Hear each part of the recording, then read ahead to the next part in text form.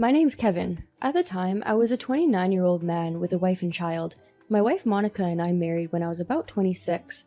Soon after, we had a daughter named Kayla. A life with a pleasant and pure wife and a cute daughter. That for me is happiness.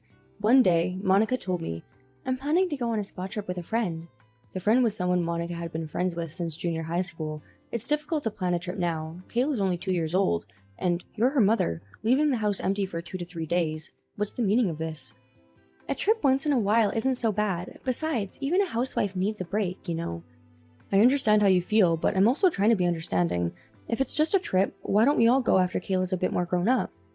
If Kayla's the problem, why don't I bring her along? No complaints then, right?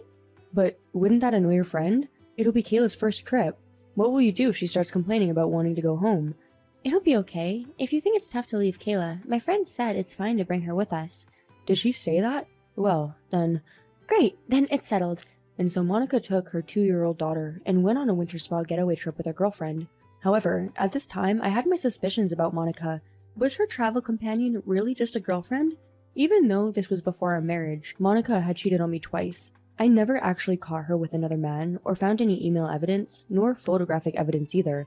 Whether she was actually guilty of cheating on me or not was left unclear at the time. Despite this, we still ended up getting married. However, that didn't mean that my suspicions disappeared. In my heart, I wanted to trust Monica, but I also had my doubts. So, I saw this opportunity of her going on a trip as a chance to finally put to rest the doubts I had been carrying for so long. And so, 1 week later, the night before Monica's spa trip, I rigged her car with a few things. I stalled 2 devices, a GPS transmitter and a listening device to listen in on conversations in the car.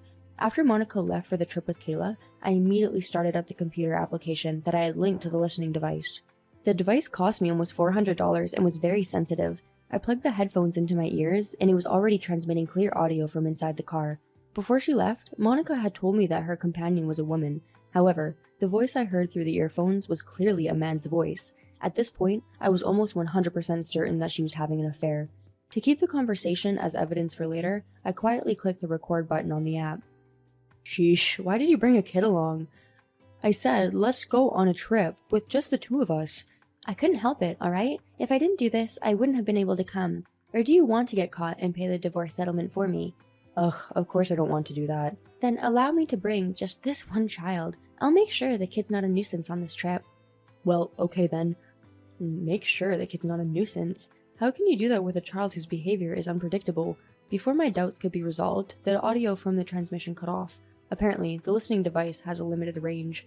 At any rate, the evidence of her infidelity was now laid bare. The GPS signal, however, still seemed to be transmitting. I immediately got into my car to track down Monica and her lover. It was about 6 hours before I caught up with Monica's car. I had no idea we would be headed up to a snowy mountain in the middle of nowhere. It took a lot of time to put snow chains on the tire. As for the whereabouts of Monica and the rest, there was already no one in the car when I arrived. Due to the time of night, there wasn't a shadow of a person nearby. I went door to door asking about their whereabouts. Surely, I eventually stumbled upon the place where my wife and her lover are staying. When that happens, I'm going to serve divorce papers on her stupid face. Of course, I also wanted to punch the other guy in the face.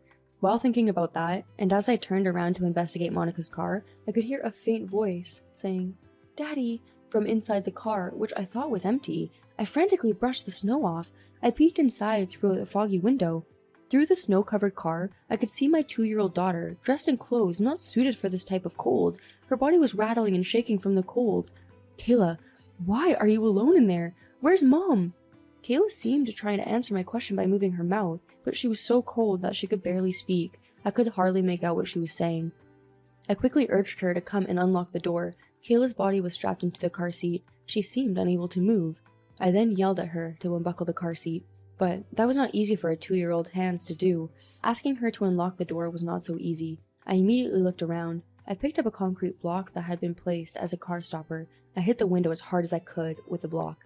I smashed open the passenger window and unlocked the door. For probably at least a few hours, Kayla was left alone in the extremely cold car with no heating.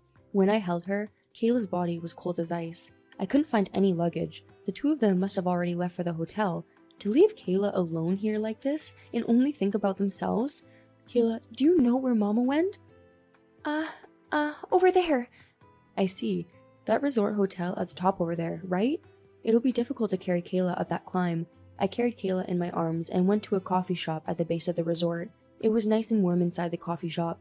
It was the perfect place for Kayla, who was freezing, to warm up. I asked the coffee shop owner if they could watch Kayla for a while. The police were then notified and came to help search for Monica's whereabouts. According to the police, leaving a child unattended in a car is a serious crime. In some cases, the penalty is imprisonment, anywhere from 3 months to 15 years. Monica and her lover ended up being at the second resort we visited. On top of that, they were nonchalantly sipping tea after a warm bath. My anger instantly boiled over. This anger was not towards Monica for being unfaithful and going on a trip. Instead, the anger was for putting my daughter's life in real danger due to their selfishness. It was an anger directed at this lousy mother. I've called the police. You're both going to be arrested for child abuse and endangerment. Child abuse? What are you talking about? I didn't do anything. Didn't you leave Kayla alone in the car in the cold? You almost killed her. No, it's not that big of a deal. Doesn't the car have a roof? She's not going to die that easily. Then how about we put you in the same situation? A piece of shit like you will be up and running in less than 30 minutes. What? Say that again. Wait a minute. Wait, don't make things worse. Let's just calm down and talk it out. And anyway, please ask the police to leave. Sorry, ma'am, we can't do that. It's our job. A police officer popped out from behind. It seems like he heard my angry voice echoing all the way outside, so he came rushing in. If things get out of hand here, it'll disturb the other guests. How about you all talk this out down at the station? What? Are we being arrested? Yes, leaving a child in a car unattended is a serious crime.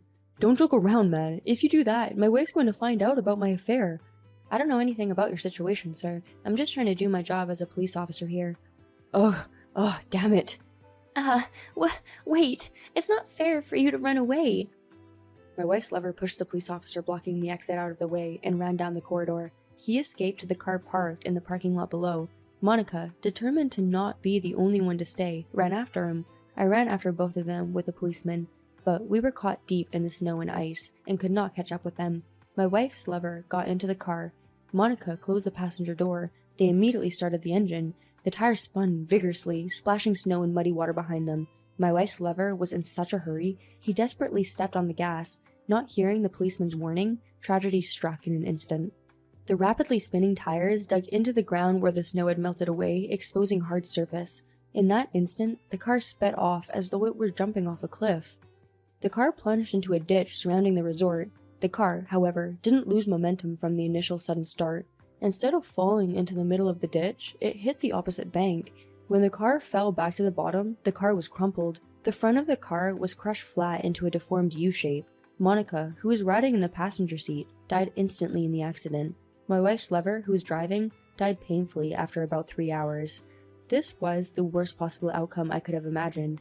When Monica's parents heard the news of her death, they cursed her before they grieved her death.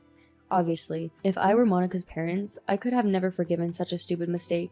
In the end, Monica's remains were not buried in her in-laws' family's lot. It was decided that she'd be buried in a public cemetery.